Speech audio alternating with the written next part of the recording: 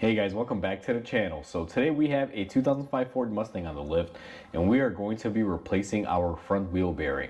Now before we go ahead and begin, if you guys haven't subscribed to the channel, hit the subscribe button down below. Definitely smash that like button because it helps the channel out. With that said, let's go ahead and get started on today's video. So once you get your car supported in the air, you remove the wheel that you're going to be working on. In this case, we're working on the driver's side. And what I always like to do is make sure you turn your wheel all the way towards the right side, because it gives you better access to your caliper bolts in the back.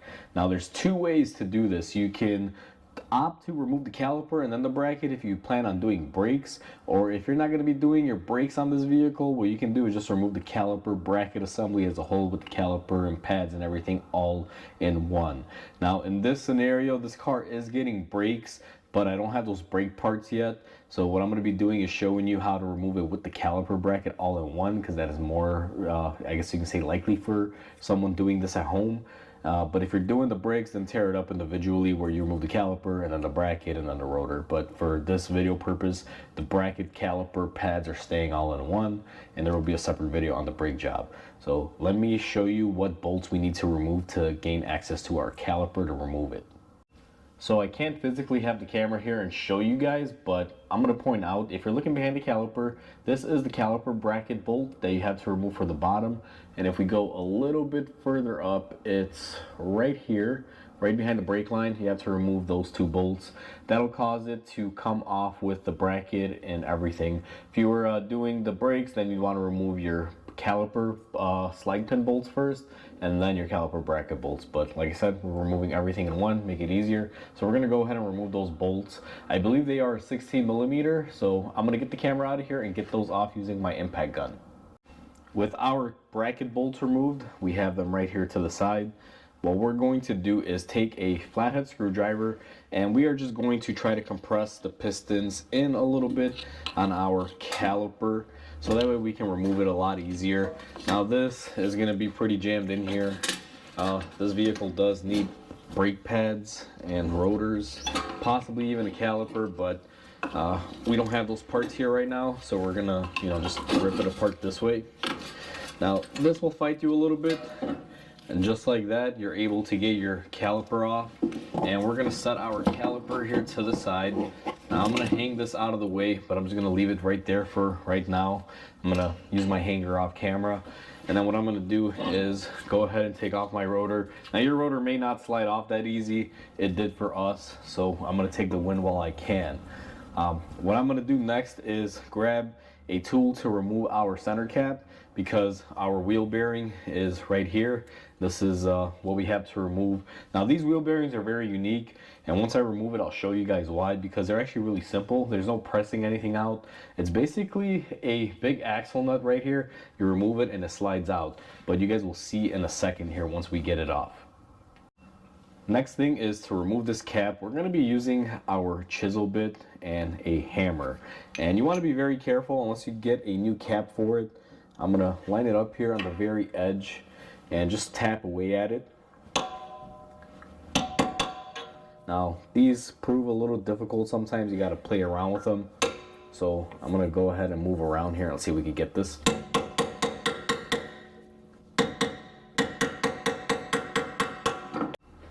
Now that we chiseled and we got our cap loose, we're going to go ahead and pop it off. And you will notice that we didn't damage it at all, just a little bit of the plastic side there. That's what you're looking for. Unless you have a new one of these, be very careful. And this is almost like it's aluminum and then plastic coated, so just be careful as much as you can. If you wind up damaging it, you could probably pick one up at a parts store or the dealer, but why have to do that if you don't have to? So now that we got that removed, we got access to our axle nut, and that is the next thing that we are going to remove. So in the last clip, I mistakenly called this an axle nut. Even though it basically kind of is an axle nut, there's no axle here. It's actually a spindle nut. Now here's the thing with these spindle nuts. Ford recommends that you replace these and you do not reuse them. So we're going to go ahead and adhere to that policy. I have some spindle nuts on order. They should be here hopefully by the time we are ready to install this back on. So what I'm going to do is take my 36 millimeter socket on my impact gun and go ahead and drive this out. So now that we got our spindle nut loose, we're going to go ahead and spin it off all the way and take it off. Now this is a very weird looking spindle nut. It looks like a nut with a casing, and then you have the little washer part of it. I'm not exactly sure why they recommend replacing them, but I'm just going to follow the guidelines and replace it. Now that we have that off, we basically have our wheel bearing, and all you simply have to do is just pull it off just like that. This style is kind of like the old school Ford vans back in the day that had, the floating style bearing. That's kind of what this is in a way, but not that. But it's very easy and very unique. Replacing these is quite simple, and you get a whole assembly. As you can see, you get the bearings, the hub, and the tone wheel for the ABS, everything pretty much that you need. Now that we have our bearing out of here, we're going to go ahead and clean up our spindle area and reinstall our new bearing. For cleaning them, what I like to do is just take my brake cleaner and just thoroughly douse everything, and take a microfiber rag or something that you have, shop paper towel, and clean off your spindle area. Make sure it's nice and clean and free of any debris, because when you slide on your new spindle, anything that is left on here may fight you from basically being able to push it in, or you may wind up scratching it and scoring it up. Now that it's nice and clean, let's get our new bearing and install it. Now that we have our spindle cleaned up, we have our new bearing, and you guys can see it's all one assembly. You get everything brand new. What you should be able to do is slide this on. Most wheel bearings will come with grease on the inside, so they are ready to just slide into place, and usually they just do. Just a matter of getting it in the right location, just like that, and your bearing is on the spindle. Now I'm still waiting for a spindle nut so this thing doesn't drop on the floor. I'm just gonna reuse my old one here for the time being, just to hold it into place.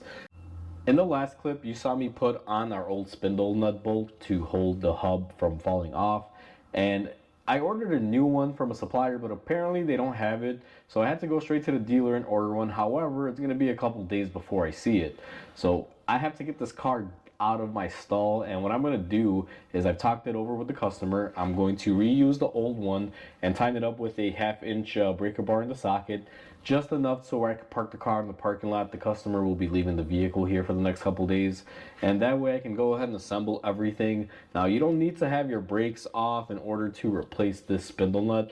All you have to do is pop that cover off and you gain access to it with the brakes on and everything. The only thing that you have to do is remove the wheel for all intents and purposes. And that's what we're going to have to do here. It's just one of those situations. So typically, if you have your new spindle nut, you would put this on and go ahead and tighten it and torque it down to spec. Now, this is a 05. According to my computer, it takes quite a bit of force to get these on there. Look up your own specs. I don't like sharing specs because depending on the year, make, or model, it may be different. And the last thing I want to do is, be a problem for someone if they take the wrong torque for their vehicle. So I'm not going to mention any torque numbers. I'm going to go ahead and tighten this up with the ratchet, and then I'm going to go ahead and, show you guys how I proceed from here. But do note, if you're doing this in your car, have this part available ahead of time, just as a FYI. So with that said, let me go ahead and tighten that down, and then I'm going to bring you guys back in and show you the rest of the procedure.